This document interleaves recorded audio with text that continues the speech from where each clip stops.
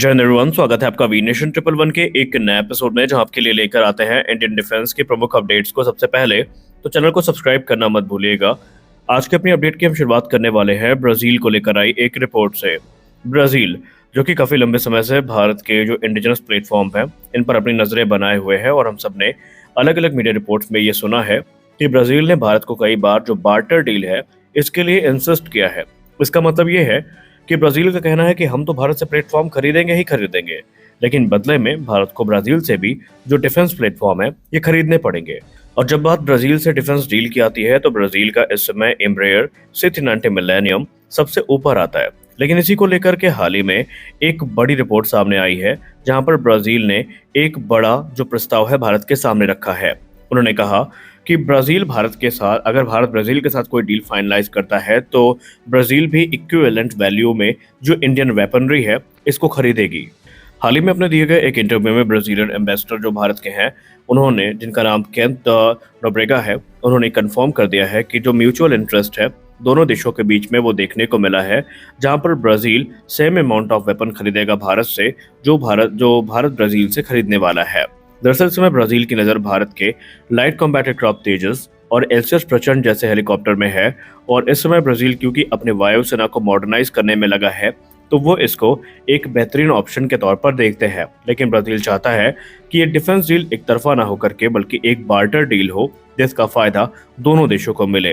अब अगर हम C390 मिलेनियम की बात करते हैं तो ये इस समय भारत के MTA प्रोग्राम में एक प्रबल दावेदार की भूमिका निभा रहा है, जिसके अंतर्गत भारत को एक multi mission tanker transport aircraft की जरूरत है, और ये कम्पीट कर रहा है एयरबस के A400M एटलस से।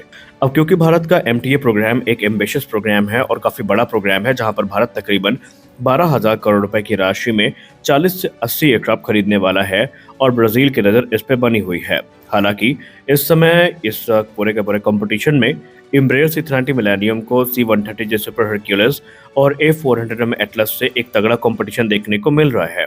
अगर हम पेलोड कैपेसिटी की बात करें तो C390 मिलेनियम की जो पेलोड कैपेसिटी है ये अराउंड 26 टन्स की है, और इसमें एयर रिफ्यूलिंग की जो कैपेबिलिटी है वो भी हमें देखने को मिल जाती है, और ये किसी भी एयर स्ट्रिप पे आसानी से उतर सकती है। और इसीलिए ब्राज़ील का ये मानना है कि जब हिमालयन रेंज में लॉजिस्टिक की बात आती है, रैपिड ट्रूप डिप्लॉयमेंट की बात आती है, तो भारतीय वायुसेना इसको लेकर काफ़ी गंभीर है, और दोनों देशों के बीच में जो बातचीत है वो चल रही है। हालांकि वियॉन को दिए गए अपने इंटरव्यू में जो ब्राजीलियन एम्बेसडर हैं, उन्होंने 30 सितंबर 2025 को ये कहा था कि इस समय कुछ डिफेंस प्रोडक्ट ऐसे हैं इंडिया के जिसको लेकर ब्राजील काफ़ी बहुत ज़्यादा इंटरेस्टेड है, और इसमें अलग अलग डिफेंस प्लेटफॉर्म शामिल हैं। और क्योंकि ब्राज़ील इस समय तकरीबन ये उम्मीद कर रहा है कि भारत 60 से 80 जो C390 मिलेनियम है इनको खरीदेगा, तो इसकी तुलना में ब्राज़ील भारत के ब्रह्मोस, आकाश एयर डिफेंस सिस्टम और लाइट कॉम्बैट एयरक्राफ्ट तेजस जैसे जो सिस्टम है इनको खरीदने पर विचार कर सकता है। हालांकि बात करें तेजस की, तो तेजस को हमेशा से ब्राजील से जोड़कर देखा गया है, और इससे पहले IDRW की एक रिपोर्ट भी सामने आई थी, जहां पर तेजस को ब्राजीलियन पेंट में एक इसका जो कह सकते हैं एनिमेटेड फोटो थी वो रखी गई थी। ब्राजीलियन एयरफोर्स इस समय लेगेसी नॉर्थक्रॉप F5 टाइगर्स को रिप्लेस करना चाहती है, और ये रिटायरमेंट 2030 के आसपास होंगे, और इसीलिए इस समय वो एडवांस प्लेटफॉर्म को तलाश कर रहे हैं जो कि उनकी जेब पर बहुत भारी ना पड़े।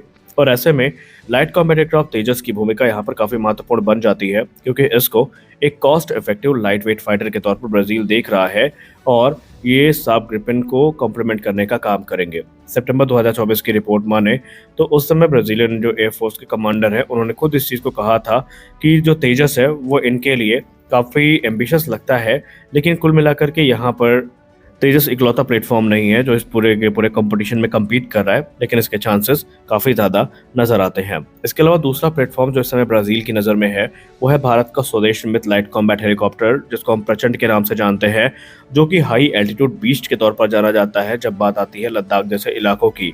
और क्योंकि भारत ने इसको काफ़ी ज़्यादा कह सकते हैं कि एडवर्टाइज भी किया है, तो इसके चक्कर में इसको लेकर जो अभी ऑफर है वो काफ़ी ज़्यादा आने शुरू हो गए हैं।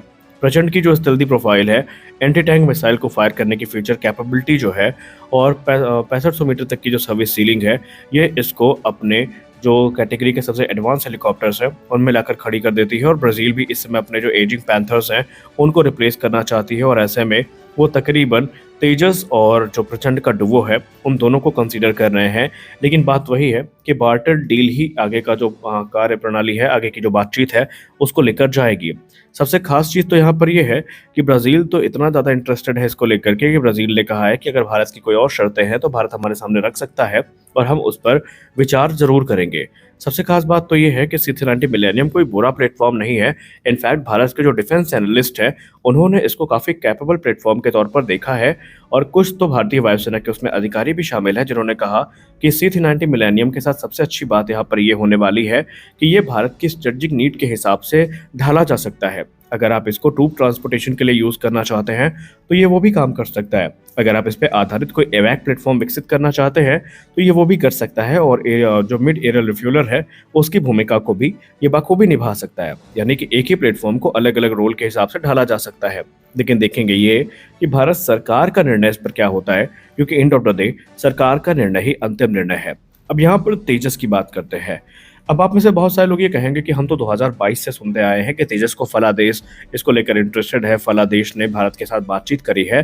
तो इसमें कुछ फैक्टर्स हैं जो आपको नोटिस करने होंगे कि तेजस को एक्सपोर्ट कस्टमर अभी तक क्यों नहीं मिले, जबकि जो चाइना का जैप 17 थंडर है, इसको कस्टमर मिल जा रहे हैं। तो भारत के कई सीनियर डिफेंस एनालिस्ट का ये मानना है कि तेजस को अभी तक एक्सपोर्ट कस्टमर ना मिलने के कुछ प्रमुख फैक्टर हैं। देखिए, मान लीजिए अगर आप कोई भी देश, मान लीजिए हम SU-57 का एग्जांपल ले लेते हैं भारत की परिप्रेक्ष्य में। अब हम आपसे ये कहें कि SU-57 तो बहुत कैपेबल प्लेटफॉर्म है, लेकिन फिर भी भारत इसकी डील को फाइनलाइज करने में इतना हेजिटेट क्यों कर रहा है? तो आपके 2-3 प्रमुख जवाब आएंगे। पहला जवाब ये होगा कि अभी खुद रशियन एयरफोर्स में ये जो एयरक्राफ्ट है, ये बहुत ही लिमिटेड नंबर्स में है। आप में से कुछ लोगों का जवाब ये भी होगा कि अभी रूस इनका प्रोडक्शन बहुत ज़्यादा नहीं कर पा रहा है। जो लिमिटेड प्रोडक्शन नंबर्स हैं, ये एक बड़ा कारण है भारत की डील फाइनलाइज ना करने का। और दूसरी चीज़ यहाँ पर ये है कि यहाँ पर जो सैंक्शन का दर है, ये भी भारत को सता रहा है। अब इसी परिप्रेक्ष्य में तेजस को रख के देखिए। तेजस में इंजन यूज़ होता है जनरल इलेक्ट्रिक का। तेजस में इजेक्शन सीट यूज़ होती है मार्टिन बेकर की।